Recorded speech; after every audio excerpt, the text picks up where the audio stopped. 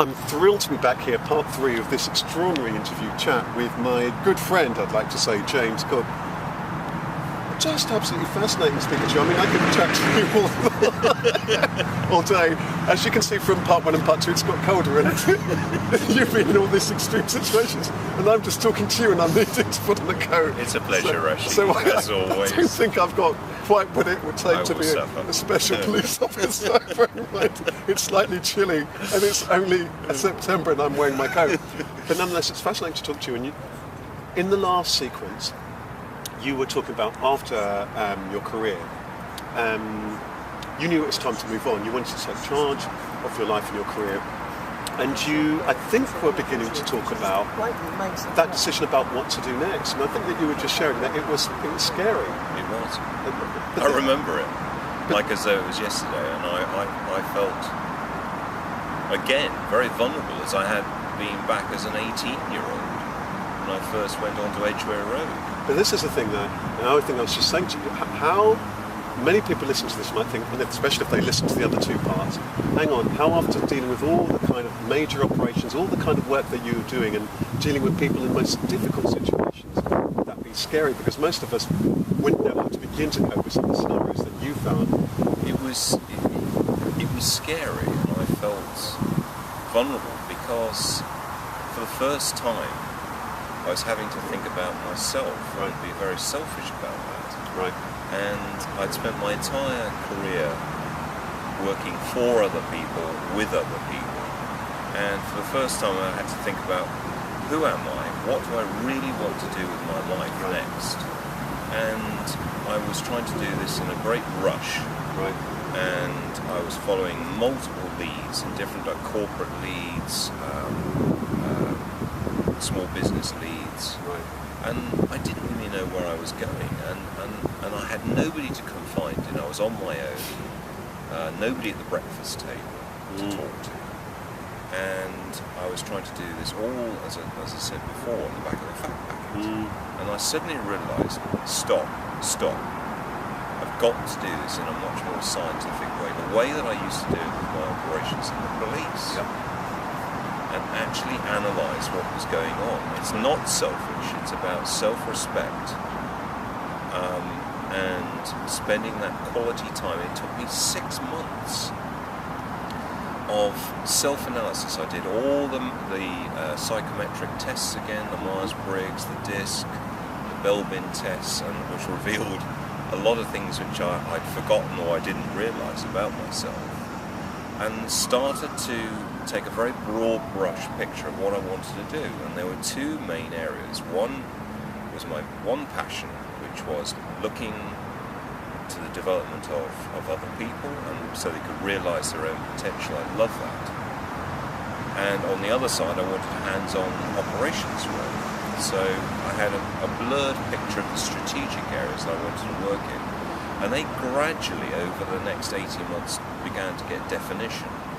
And on one side I wanted to do operations training and coaching, and on the other side I went into VIP close protection.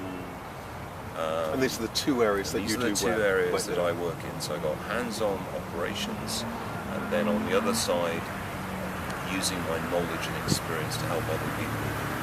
And the process that you talked about there, as you just talked about that whole period of time, I could suddenly see where the birth of the coach really emerged, because that questioning of who am I, why am I here, and so on, these are the kind of questions that very often, isn't it, when we work with people, people will find themselves having to ask themselves, and I get the feeling that you ask yourself those questions deeply, sure, with the psychometrics and so on, but this is a deep question.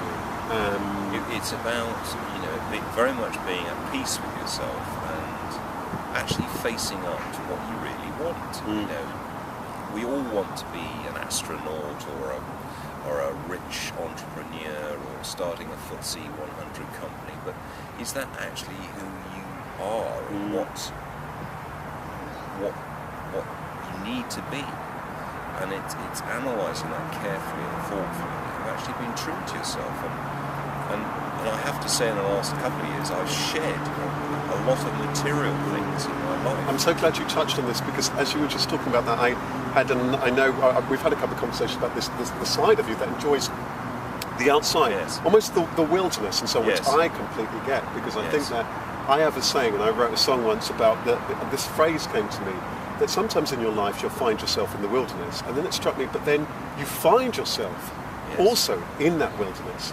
So that there's, on the one hand, we'll have those situations in life, and it sounds like you had one of those ones where there's a kind of a wilderness moment. We just have to ask ourselves where we are, we're feeling lost, and then sometimes in that wilderness, we actually find ourselves. And then there's often other stuff in that. I know Absolutely. you resonate with that, yes. And it's also understanding what the meaning of silence as well is, pushing away the background noise and actually understanding and enjoying quiet moments, because you can reflect properly.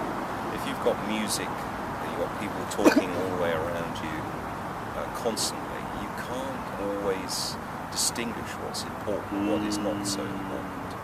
And I love going up in the hills and mountains, and also I love the woods of Herefordshire. And I go back there often to try and work out my next steps, what I'm going to do, the order I'm going to do it, but also just enjoying being on my own and understanding me. Has that journey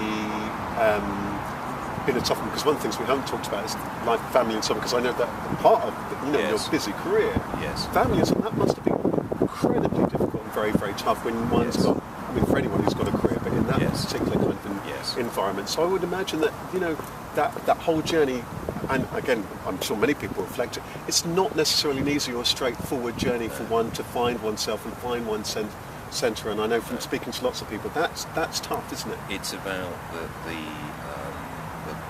blizzard of responsibilities that you have as an adult. Your family, a mortgage, bills to pay.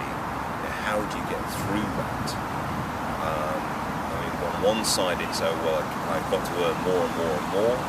But there is another side to the equation, is actually shedding those responsibilities and those material things, which are actually not always as important as you thought they were. That's right. To get to the core of what actually makes you happy. Oh, it's so true. I've often felt is that often content can lead to discontent, and unless one is really content with the real content of one's life, only then to become meaningful. And I want to ask you something from this thing about, particularly going back to that, the space and the open space.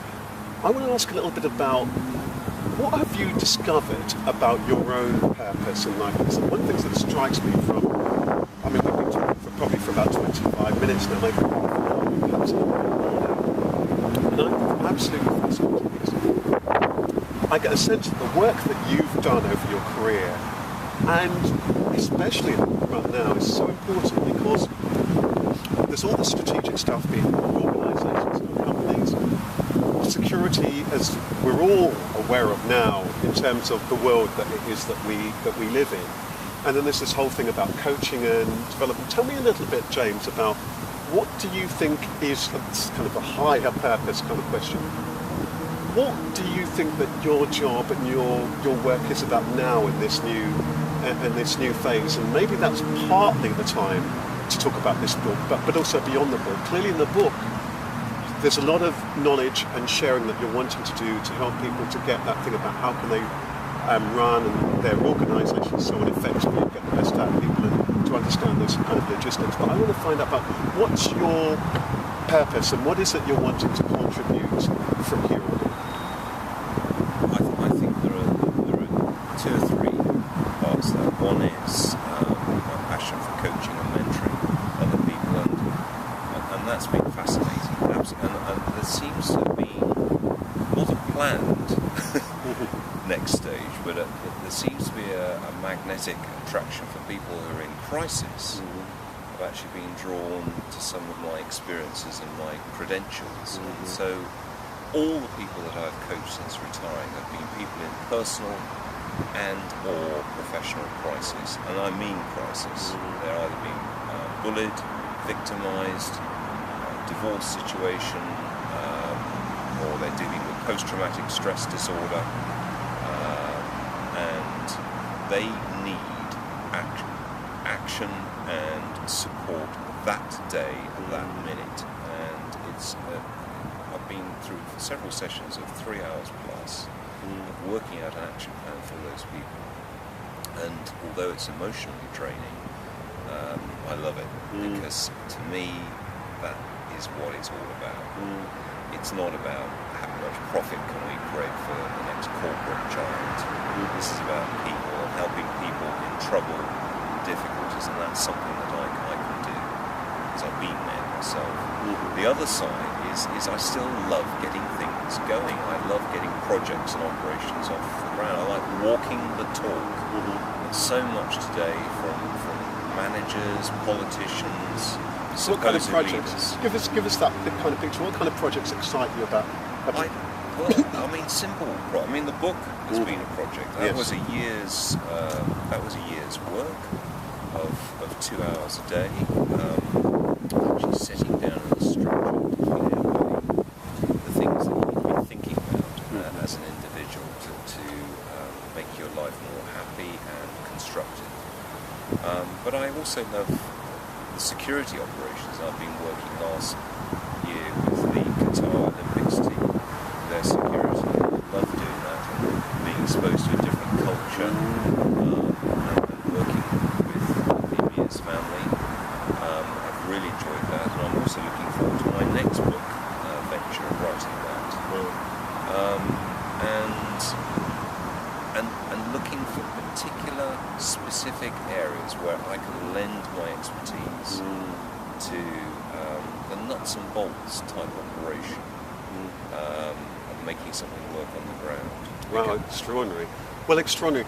Just before we close, I just want to ask, I think it's a tough question to ask you in a way, but if you had to distill what you've learned from your life journey, this remarkable personal and professional life journey, just to share with somebody in a sentence or two, what would you share?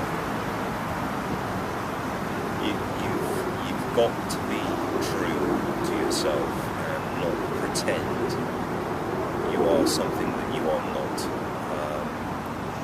And also, I think you've got to be selfless and look to other people and be very outward thinking rather than inward thinking about what you want next in terms of house, Audi 6 in the garage, whatever. Those are things that are not going to give you satisfaction and happiness ultimately. They're a short-term fix. So it's about other people. So it's about being true to yourself, being selfless, and as this book is all about, is making good things happen in your life and other people's lives. Well, that's a really, really powerful place to leave it. James, I just want to thank you. It's been an absolute pleasure, speaking to you over this series, and I'm looking forward to speaking to you on all sorts of other topics and interlinked topics, and I really want to wish you best with the coaching work. By the way, before we do close, if people are trying to find you, do you know the web address, the best web address off the top of the head, if people are trying to find you, the coaching work or the books? What's the best address? The best address is probably my main website, which is www.standingstartsolutions.com. Standingstartsolutions.com. I'm going to leave you to smile and look at the camera as I turn it off, and thank you so much for your time. Thanks, Rasheed. Rasheed. All the best with the book. Thank you. Pleasure as always.